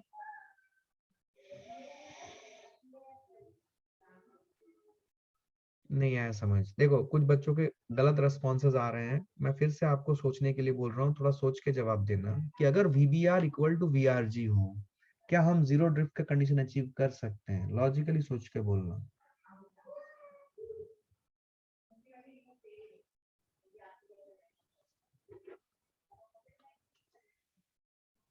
नहीं, हम नहीं अचीव कर सकते। क्या क्लैरिटी है ये फंडा everyone? Thank you very much. चलिए, तो क्या आपको रिवर बोट में थोड़ा सा कॉन्फिडेंस आया है ना? मैं फिर से बता रहा हूं, these sessions are revision sessions. इसमें जो डिटेल है, मैं सिर्फ वो कॉन्सेप्ट्स के ऊपर फोकस कर रहा हूं जिसमें बच्चा वीक रह जाता है और वो समझ नहीं पाता क्या करना है। क्या आपको रिवर बोट में सबसे पहला जो मैंने आपको सिखाया है, क्या वो ये सिखाया है कि आप की वर्ड्स आइडेंटिफाई करेंगे और डिसाइड करेंगे कि जो इंफॉर्मेशन दी गई है क्या वो वीबीआर की इंफॉर्मेशन है या नहीं? पहली चीज। दूसरा, वीआरजी के बारे में कोई कंफ्यूजन नहीं होता है। डायरेक्शन में अगर दिया हुआ नहीं है तो आप हमेशा खुद से मान लोगे कि direction is from west to east. क्या बात समझ में आई है? Direction is from west to east, खुद से मान लोगे आप, यस और नो? ये दो इंपॉर्टेंट चीजें हैं। ये की वर्ड्स या की स्टेटमेंट्स जो है, आइडेंटिफायर्स जो है, ये आपको समझना है, याद रखना है और इन्हें ही ढूंढना है किसी भी रिवर बोट प्रॉब्लम में। तो खट से आपको समझ में आ जाएगा कि ये वीवीआर है। एक बार वीवीआर पता चला गया, वीआरजी आपको पता है कि भैया नहीं भी दिया हुआ तो कोई दिक्कत नहीं है, फिर ये वेक्टर ट्रायंगल्स बना लेना है और आपको आपके केसेस आते हुए दिखाई देंगे। Yes no may be? फिर जस्ट हमें इस वीबीआर और वीआरजी को कंपेयर करना है और देखना है कि क्या वैल्यूज आ रही है, कौन बड़ी है कौन छोटी है। क्या आप अकॉर्डिंगली बता दोगे क्या जीरो ड्रिफ्ट कंडीशन अचीवेबल है या नहीं? Yes no may be? समझा आपको? 100%? Very good, very good. Clear है ना ये सबको? पक्का? Very good, thank you very much. Now, अगर आपको याद होगा, ये जो केस मैंने बनाया था, ये वाला केस जहां पे वीबीआर और वीआरजी के बीच का एंगल 90 डिग्री है। अच्छा, यहाँ पे मैं आपको एक वेक्टर का बेसिक पूछना चाहता हूँ। देखो, आपने ये वीबीआर की डायरेक्शन बताई है, ये वीबीआर है, और ट्रायंगल रूल के हिसाब से आपने बोला ये वीआरजी है। अगर मैं आपसे पूछूं what is the angle between VBR and VRG vector, तो what is the angle between VBR and VRG vectors?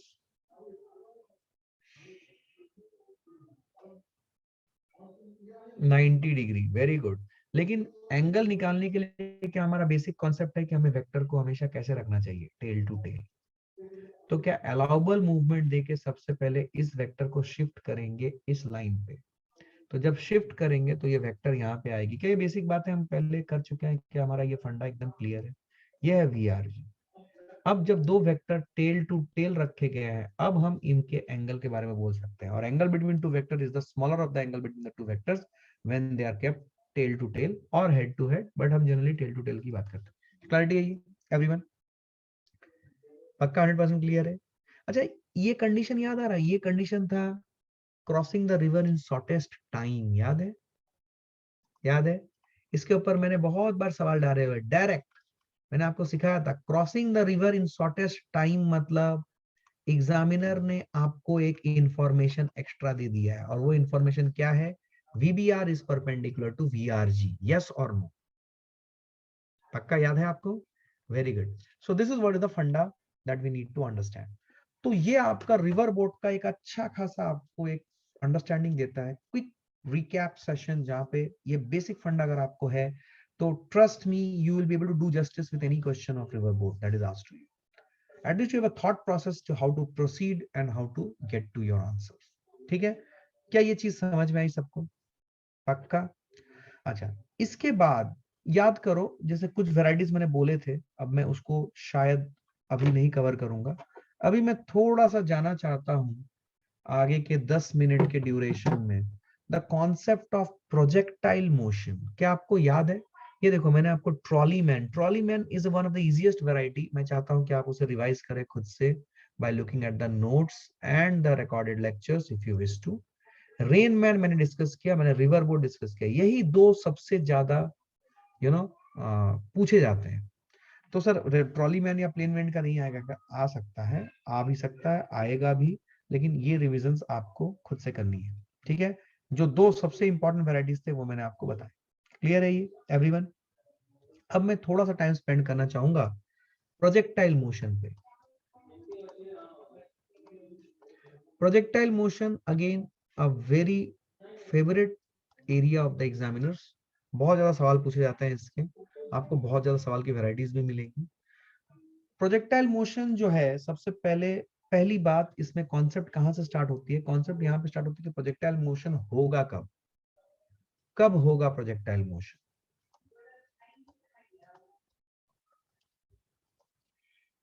तो इसका कंडीशन क्या है कि इफ एक्सेलरेशन इज कांस्टेंट,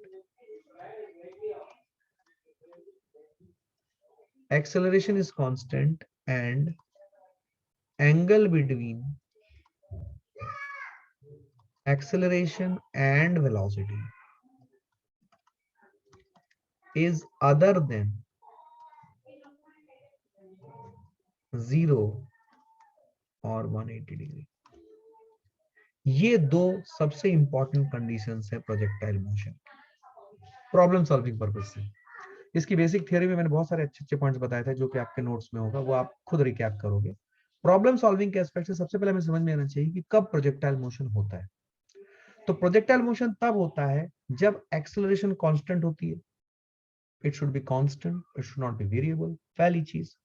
और दूसरी चीज, angle between acceleration vector and velocity vector. क्या हम ये समझते हैं कि acceleration is a vector quantity and velocity is also vector quantity?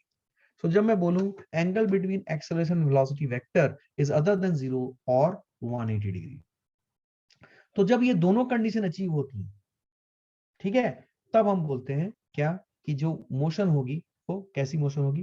Projectile. ठीक, प्रोजेक्टाइल मोशन होगी। This is the first thing that we need to understand. दूसरा जो एनालिसिस पॉइंट ऑफ व्यू में से सबसे इंपॉर्टेंट है कि प्रोजेक्टाइल मोशन की जब हम एनालिसिस करेंगे, ठीक है, तो हम एनालिसिस कैसे करते हैं प्रोजेक्टाइल मोशन की? ध्यान से सुनो। हम बेसिकली प्रोजेक्टाइल मोशन को दो साइमल्टेनियस मोशन में बदल देंगे। एक होगा वर्टिकल मोशन और दूसरा होगा हॉरिजॉन्टल मोशन। एक वर्टिकल मोशन होगा और दूसरा होगा हॉरिजॉन्टल मोशन। तो हम साइमल्टेनियसली प्रोजेक्टाइल मोशन को दो मोशन में तोड़ डालेंगे, एक हॉरिजॉन्टल और एक वर्टिकल। और ये दोनों motion they take place simultaneously.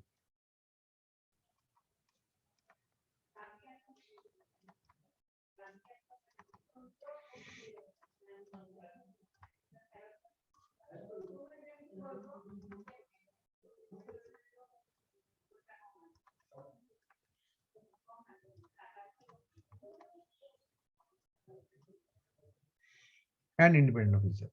They take place simultaneously and independent of each other. क्या मेरी बात समझ में आई है?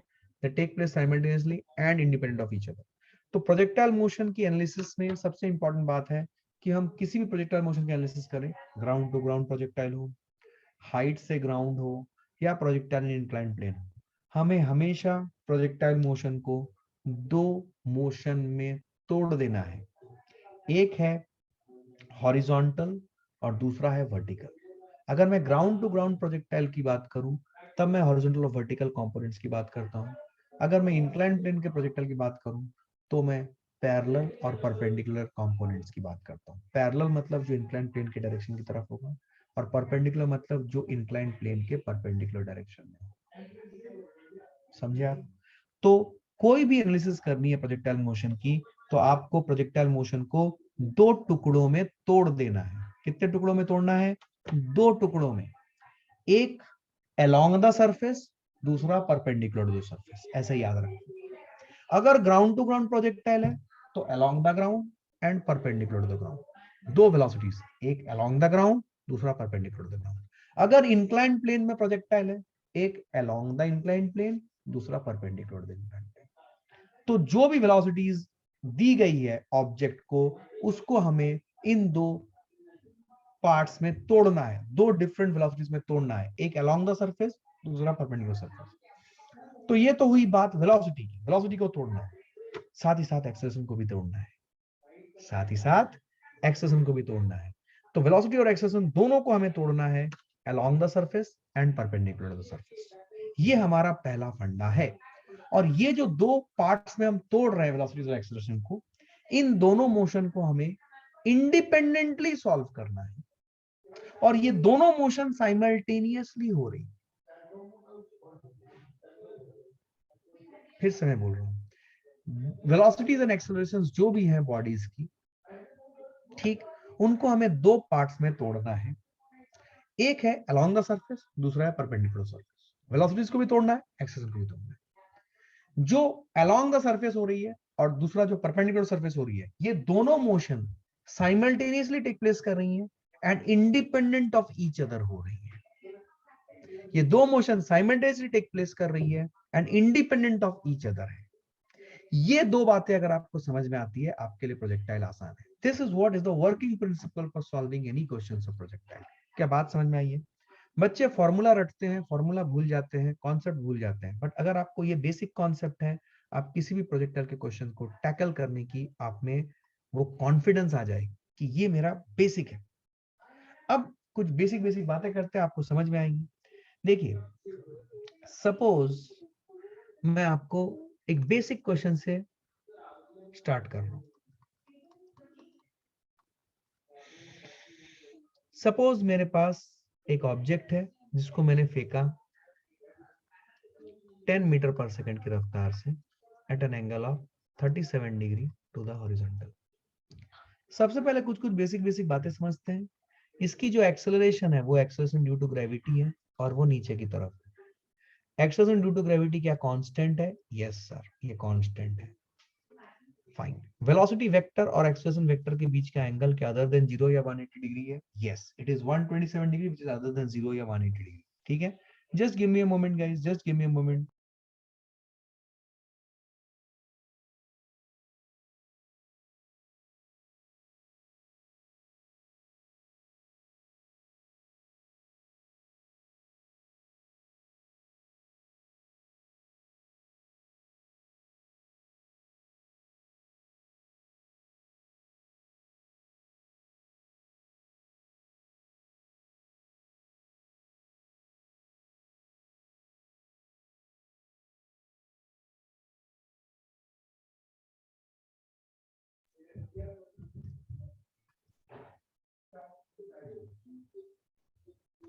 Okay, velocity 10 metre per second है, ये माइनस जी कांस्टेंट है.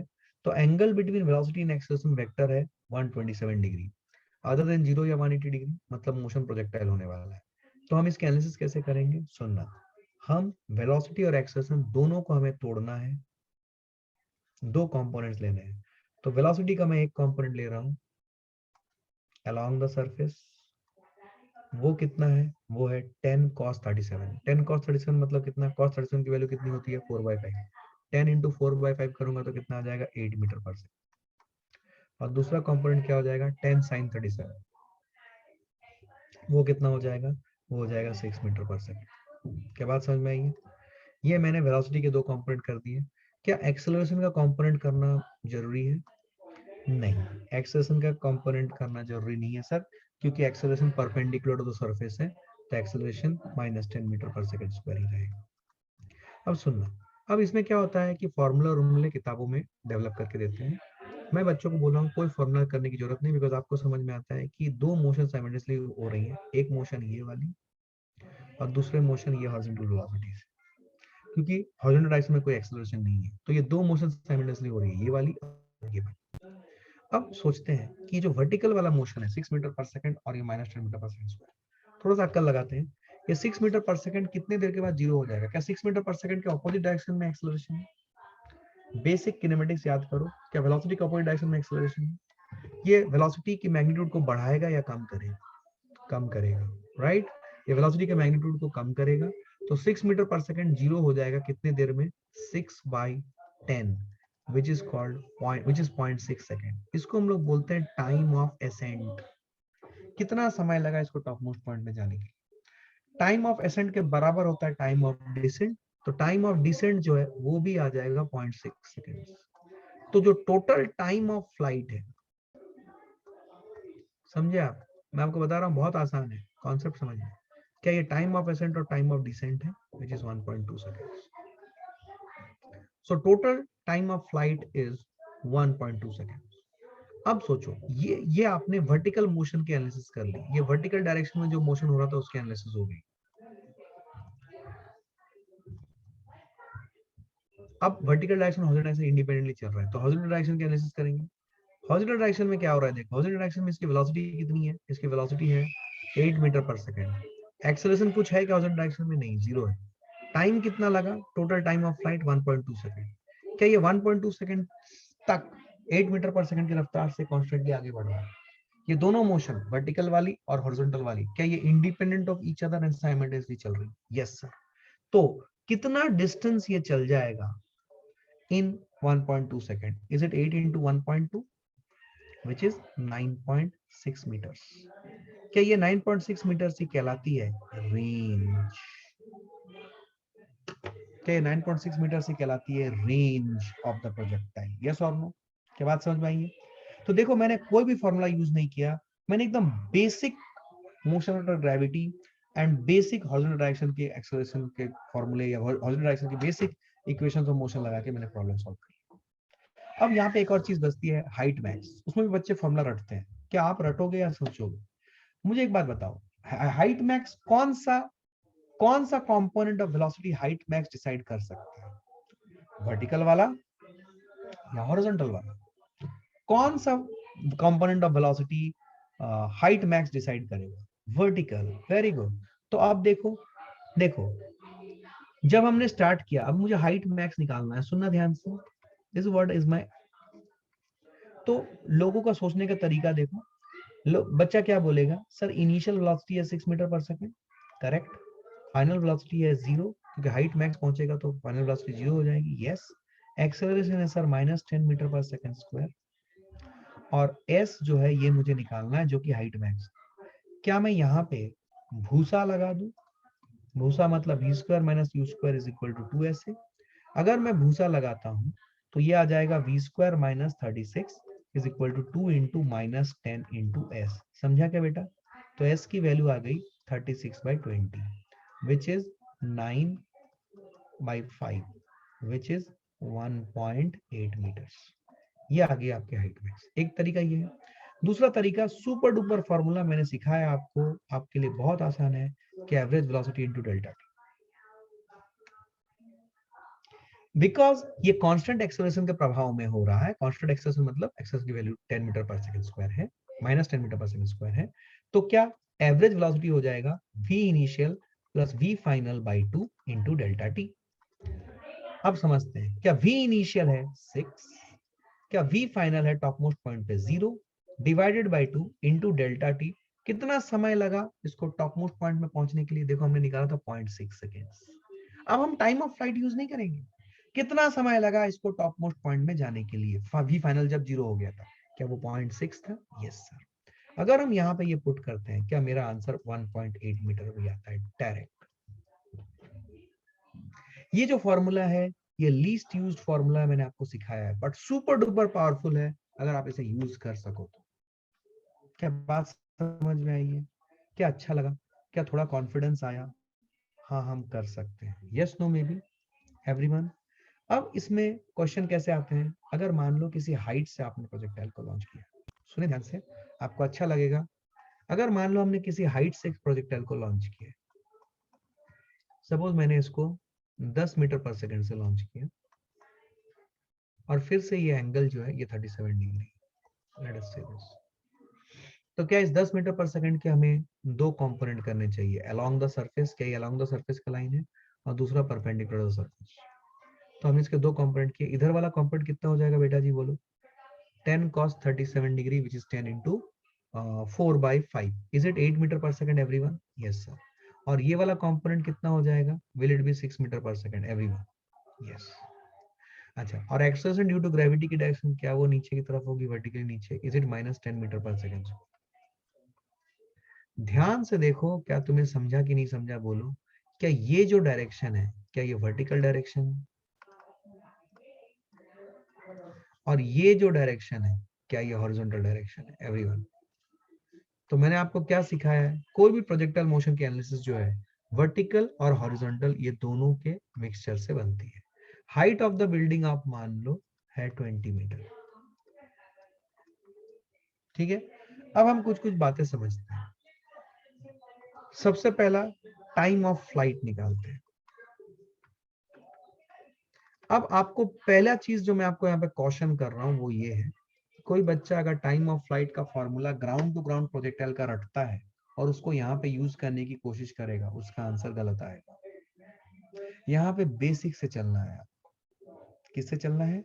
बेसिक से। आइए समझते हैं बेसिक से मतलब क्या सर। सुनो, टाइम ऑफ फ्लाइट निकालना है। सबसे पहला चीज, क्या आपको ये समझ में आता है कि टाइम ऑफ फ्लाइट निकालने के लिए मुझे वर्टिकल कंपोनेंट ऑफ वेलोसिटी और एक्सेलरेशन के साथ चलना पड़ेगा। वर्टिकल कंपोनेंट वेलोसिटी और एक्सेलरेशन के साथ चलना है। चलो, वर्टिकल कंपोनेंट वेलोसिटी क्या है? u है +6 मीटर पर सेकेंड, एक्सेलरेशन है -10 metre per second square, displacement है -20 मीटर, टाइम हमें निकालना है। ध्यान से देखो ये सारे कीवर्ड्स, क्या यूज करेंगे? क्या हम यूज करेंगे? सूटा। तो अगर हम सूटा यूज करेंगे, क्या S equal to u t plus half a t square अगर हम यूज करेंगे तो क्या ये हो जाएगा -20 is equal to 6t -5t square. Solve करेंगे, क्वाड्रेटिक बनेगा, सॉल्व करेंगे, आंसर लाइन। क्लैरिटी है? क्वाड्रेटिक बनेगा ये, क्लियर?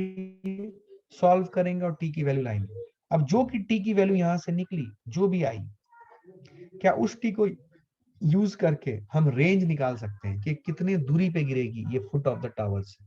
क्या रेंज निकालने के लिए हमें क्या करना पड़ेगा? ये 8 मीटर पर सेकंड की जो हॉरिजॉन्टल वेलोसिटी है, क्या इसको मल्टीप्लाई करनी पड़ेगी इस टी से, then we will get the range. कुछ बेसिक बातें, क्या ये 8 मीटर पर सेकंड कभी चेंज होगा?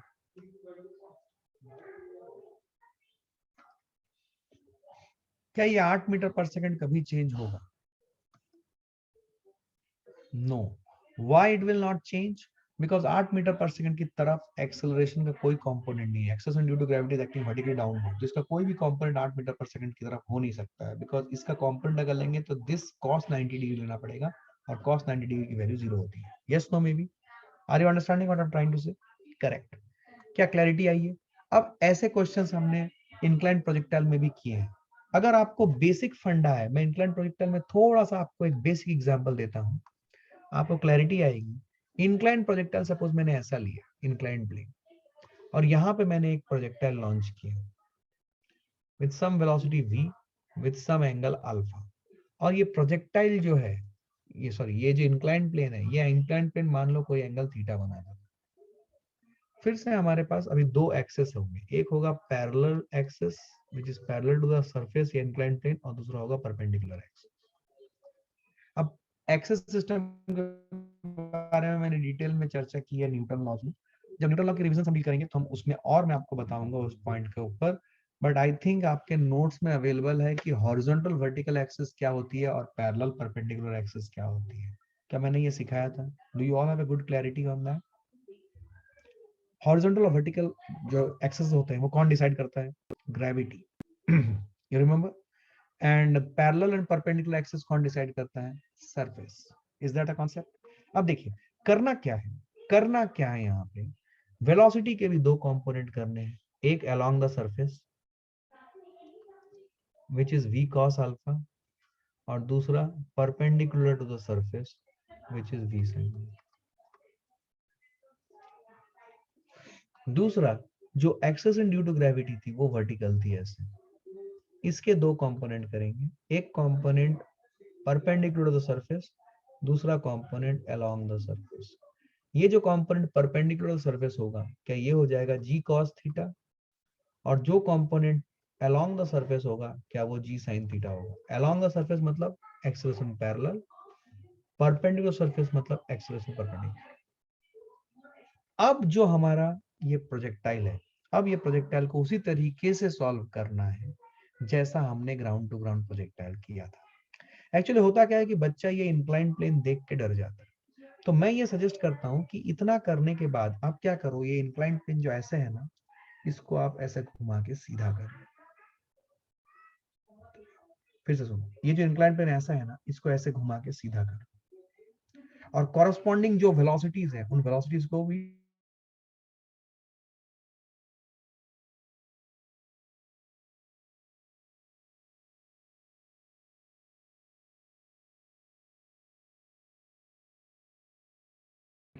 तो ये इधर आ गया। ये कंपोनेंट क्या है? क्या ये कंपोनेंट g cos थीटा है?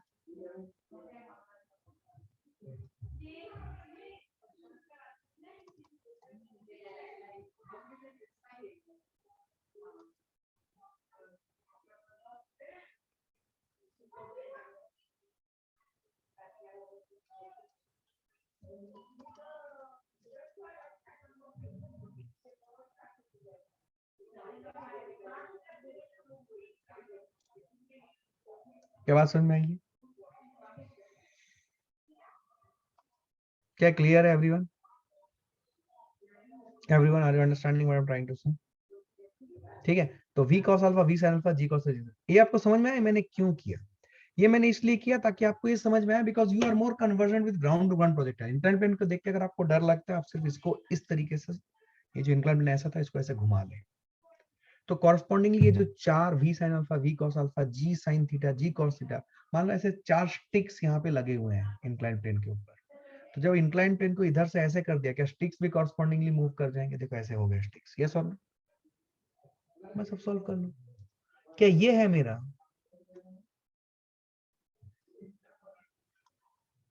Vertical direction? क्या ये है मेरा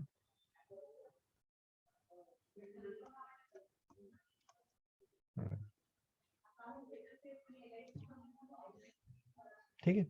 अब बताओ टाइम ऑफ फ्लाइट कितना होगा? ओरली बोलो। क्या टाइम ऑफ फ्लाइट है v sin alpha by g cos theta into 2? Yes और नो? ओरली कर सकते हो तुम। यही फॉर्मूला तुमने रटा हुआ होगा, अगर तुम्हें याद होगा, अगर तुम किसी किताब में देखोगे ये फॉर्मूला डाल देते हैं। तो फॉर्मूला रटने की जरूरत है क्या? अगर तुम समझते हो तो तुम खटखट खुद से लिख दोगे फॉर्मूला। यस और नो? दिमाग से लोड हट गया कि हमें रटना है, नहीं रटना है भाई। फॉर्मूला तुम खुद से क्रिएट कर सकते हो। बोलो हाँ या नो? हाँ सर। अच्छा, ये टाइम ऑफ फ्लाइट जो है, अगर मैं अभी तुमसे रेंज पूछूं, तो अभी जो रेंज निकालना है, रेंज कैसे निकालोगे?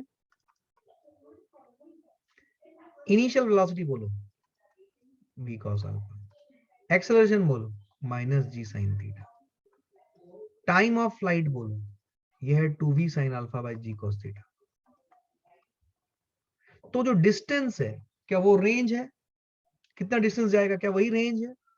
तो रेंज का फॉर्मूला निकालने के लिए मुझे एक बात बताओ, तुम कीवर्ड्स देखो, क्या तुम्हें सूटा यूज करना चाहिए? यूज करो, एक लंबा चौड़ा फॉर्मूला बनेगा। वो फॉर्मूला किताब में डाल देते हैं और बच्चों को बोलते हैं रटो। मैं बोलता हूँ बिल्कुल रटने की जरूरत नहीं है। क्यों रटना? क्या ये तुम लिख के v cos अल्फा जी sin थीटा 2 इसके टर्म्स में लिख डालो इक्वेशन, अगर वेरिएबल के टर्म्स में तो वेरिएबल के टर्म्स में आंसर लिख दो, और अगर वैल्यूज दिए हुए हैं तो वैल्यूज के टर्म्स में आंसर निकाल लो। बोलो चमका कि नहीं चमका? क्या यहाँ पे रेंज हम सिर्फ v cos alpha into time of flight करने से आएगा? यहाँ पे बच्चा एक मिस्टेक करता है। मैं क्वेश्चन पूछ रहा हूँ, उसका ध्यान देना, सुनना ध्यान से, ये रिकॉर्डिंग में भी जा रहा है। क्या मैं अगर रेंज निकालना चाहूँ इंक्लाइन प्लेन प्रोजेक्टाइल में, क्या मैं अगर लिखूंगा v cos alpha into time of flight, क्या मेरे को आंसर मिलेगा? नहीं मिलेगा। क्यों? क्योंकि सर v cos अल्फा के ऑपोजिट में g sin थीटा है sir. v cos alpha into T तब होता अगर v cos अल्फा के डायरेक्शन में या उसके पैरेलल डायरेक्शन में, एंटी पोलर डायरेक्शन में कोई एक्सेलरेशन नहीं होती। यहाँ पे है सर, तो यहाँ पे हम v cos alpha into time of flight करके आंसर ला नहीं सकते। क्या आपको फील आई? अब आप रियल रिकॉर्डिंग्स देखें और बिल्ड करें अपने कॉन्सेप्ट। याद रखिए, आपको मैंने बोला है prepare yourself for the kinematics text complete right the next week. So please अपने आप को तैयार करें उस टेस्ट के लिए। जितने क्वेश्चंस आपको भेजे गए हैं किनेमेटिक्स के वर्कशीट में, प्लीज उनके ऊपर भिड़ जाएं और उन्हें कंप्लीट करें। ओके, चलो bye bye, sayonara, we will meet again after your new year break. So I wish you all the best and I hope कि किनेमेटिक्स में आपको अच्छी क्लैरिटी अब आ चुकी होगी। So ensure that you are going through the recordings, understanding them, completing them and making very good notes. मैं फिर से बोल रहा हूं, अच्छा नोट्स बनाना है अगर आपको सक्सेस चाहिए फिजिक्स में। ठीक है, चलो bye, take care, bye guys, bye everyone, thank you very much, thanks a lot for your time, bye.